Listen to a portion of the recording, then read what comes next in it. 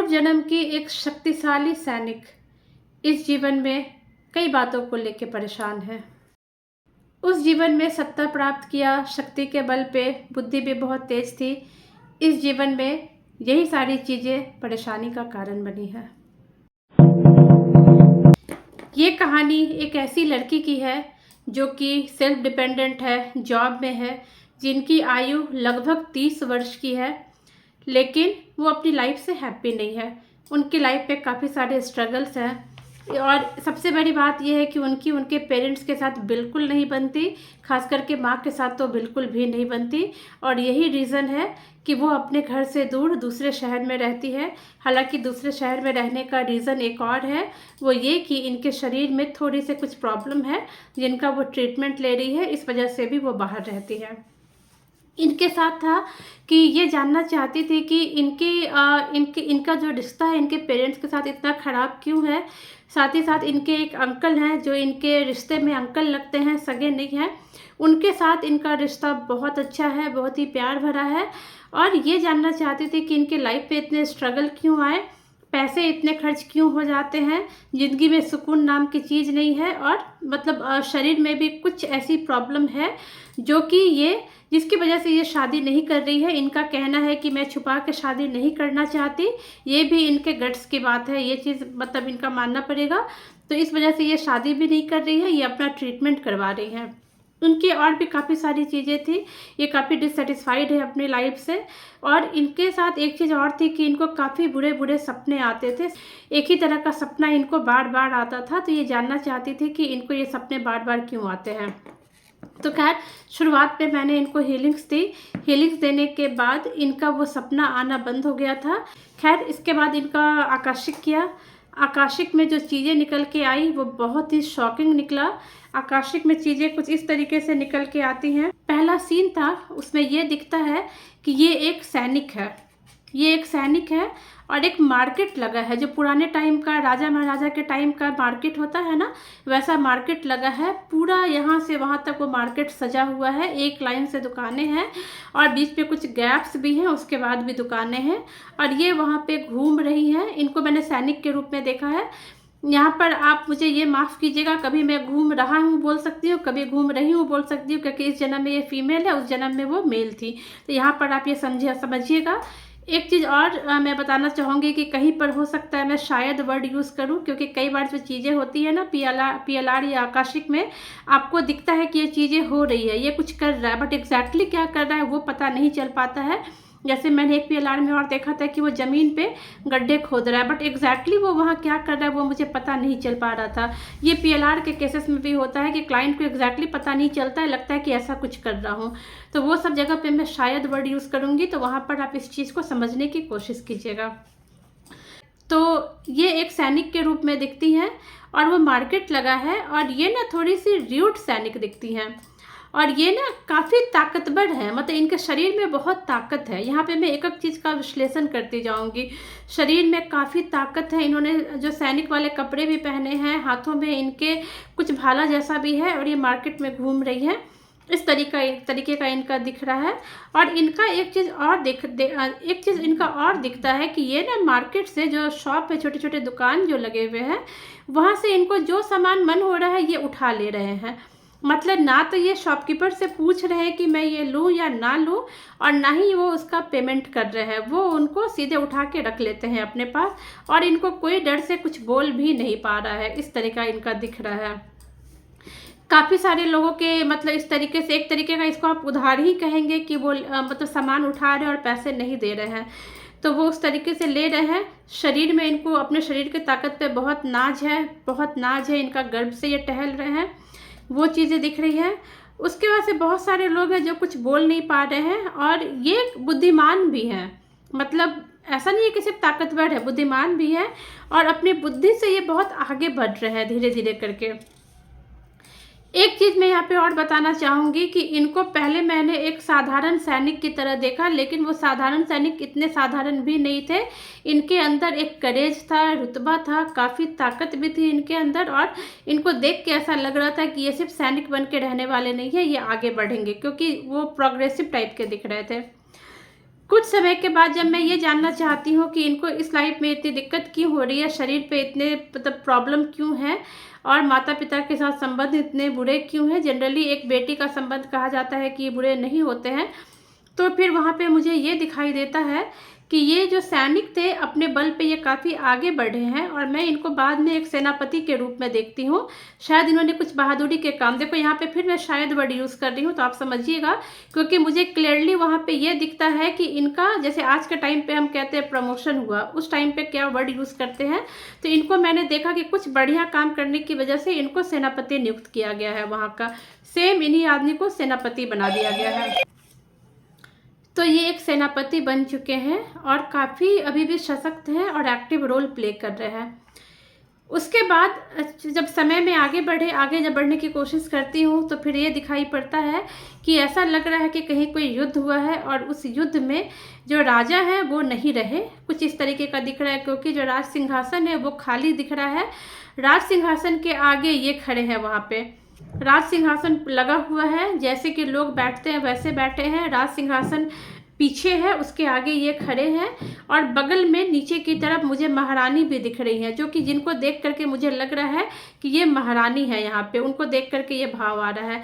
यहाँ पे मैं बहुत इंपॉर्टेंट बात बताना चाहूँगी कि इनकी जो महारानी है उनसे रिलेटेड काफ़ी सारे खुलासे हुए। महारानी का चेहरा बिल्कुल गोल था, गोरी सी थी, मतलब कलर बहुत फेयर गोरी, चेहरा बिल्कुल गोल, गाल फूले फूले और बहुत ही खूबसूरत। लेकिन उन्होंने कोई भी मेकअप नहीं किया हुआ था, कोई गहना जेवर कुछ नहीं, बहुत हल्के हल्के से कुछ कुछ उन्होंने डाले हुए थे। जनरली जब महारानी होती है वो काफ़ी श्रृंगार के साथ दिखती है। तो उनको जब मैंने देखा और भाव आ रहा है कि ये महारानी है, तो मैंने ये जानने की कोशिश की कि महारानी तो श्रृंगार में रहती है, ये इतनी सादी सादी क्यों दिख रही हैं, सिंपल सी। तो ये पता चल रहा है कि महाराज अब नहीं रहे हैं, इस वजह से ये इस तरीके की है। और ये जो इंसान है, सेनापति बन के आए हैं, इन्होंने समहाउ राजगद्दी को कब्जा कर लिया है। इनका कहना है कि अब मैं यहाँ का राजा हूँ। ये वहाँ खड़े होकर के इस बात को घोषणा हो रही है कि ये राजा है और लोग वहाँ पे चुप्पी डाले खड़े हैं। इनका, जैसे मैंने बताया कि ताकतवर भी है, मजबूत भी है और युद्ध कौशल इनमें कूट कूट के भरा हुआ है। तो अब ये अपने आप को वहाँ का नया महाराज खुद ही घोषित कर रहे हैं। मैंने ये भी देखा है कि ये खुद ही घोषित कर रहे हैं। उसके बाद यहाँ पर मैं पहले यहाँ पे चीज़ें को रिलेट कर लेती हूँ, फिर महारानी से रिलेटेड मैं एक खुलासा करूँगी। यहाँ पे हर जगह ये दिख रहा है कि इनको अपने ताकत पे बहुत अभिमान है। ताकत के बल पर ये काफ़ी सफलता अर्जित कर रहे हैं, एक साधारण सैनिक से सेनापति और फिर ये एक राजा बन चुके हैं, इस तरीके का इनका दिख रहा है। और कोई भी चीज़ इस तरीके का नहीं है कि लोगों की सहमति से हुआ हो, इनकी ताकत के बल पे हुआ है। और इसके पीछे की क्या कहानी है वो मुझे नहीं पता, लाइक कुछ षड्यंत्र करके जीते हैं या क्या जीते हैं, बट ये वहाँ राजा बन चुके हैं। कई सारी चीज़ों की काफ़ी सारे लिमिटेशंस होती हैं। महारानी का भी चेहरा उदास दिख रहा है, बहुत हैप्पी वो नहीं दिख रही है। बहुत हैप्पी क्या हुआ है, हैप्पी दिख ही नहीं रही है। तो अब यहाँ पे देखेंगे कि यहाँ पर ये अपने आप को बहुत शक्तिशाली महसूस कर रहे हैं। सेम चीज़ इनका यहाँ पर है कि इस जीवन में ये काफ़ी कमज़ोर सी हैं ये इस जीवन में। उस जीवन में उनको शक्ति पे जितना घमंड था, इस जीवन में ये कमज़ोर हैं। शरीर में कुछ ऐसी बीमारियाँ भी हैं जिनका इनको ट्रीटमेंट कराना पड़ता है। एज ए सैनिक मैंने देखा था कि काफ़ी सारे शॉप से यूं ही सामान ले लिया करते हैं और पेमेंट नहीं करते। मैंने इनसे पूछा कि क्या इस जीवन में आपके पैसे इधर उधर खर्च हो जाते हैं जिसका कुछ पता नहीं चलता?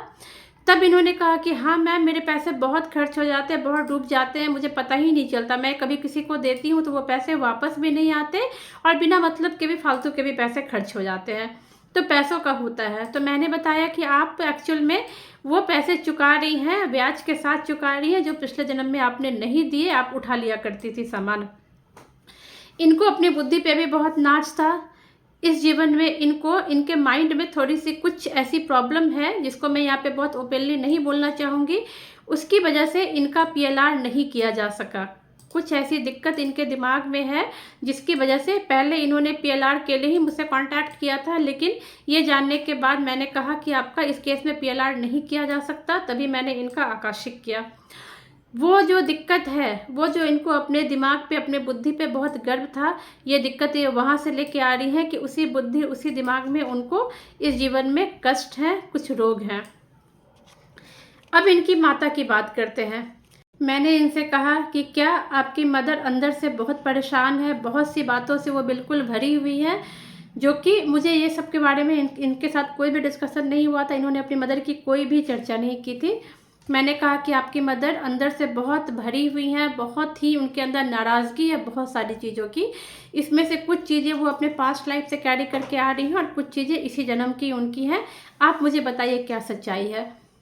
इनके अंकल ने फिर बताया कि हाँ, इस जीवन में जब से इनकी मदर शादी होके आई हैं, उनके साथ हमेशा बुरा व्यवहार ही होता आया है, वायलेंस ही होता आया है। शुरू से उन्होंने यही देखा है और आप बिल्कुल सही कह रही हैं, वो अंदर से बिल्कुल भरी हुई है। ये सारी चीज़ें मेडिटेशन में बैठ करके आकर्षिक के लिए जब मैं बैठी तो मुझे पता चला इनके परिवार का पूरा, और वही मैं इनको बता रही थी। मैंने इनसे पूछा, मुझे नहीं पता इनकी माता कैसी दिखती हैं, क्या दिखती है, मुझे नहीं पता। मैंने इनसे पूछा कि क्या आपकी माता इस तरीके की दिखती हैं, वो गोल हैं, काफ़ी खूबसूरत हैं, चेहरा फेयर है।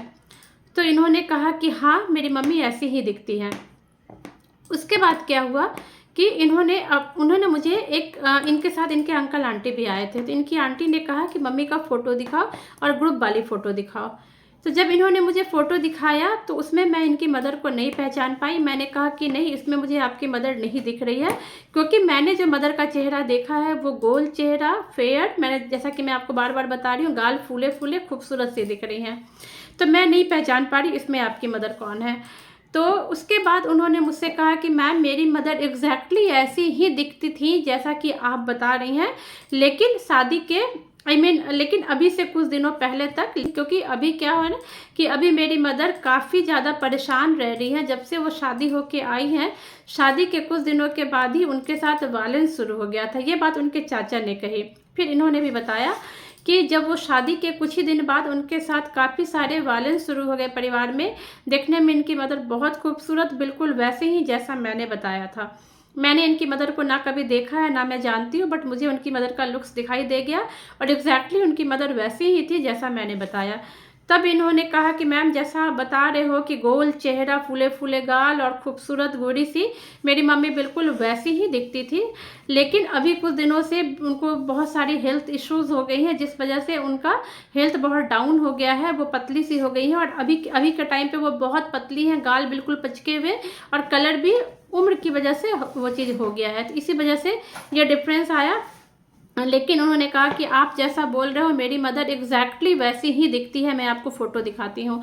ये कह के उन्होंने मुझे अपनी मदर की पुरानी फ़ोटो दिखाई और वो फ़ोटो एग्जैक्टली वैसी ही था जैसा मैंने इनकी मदर के बारे में बताया।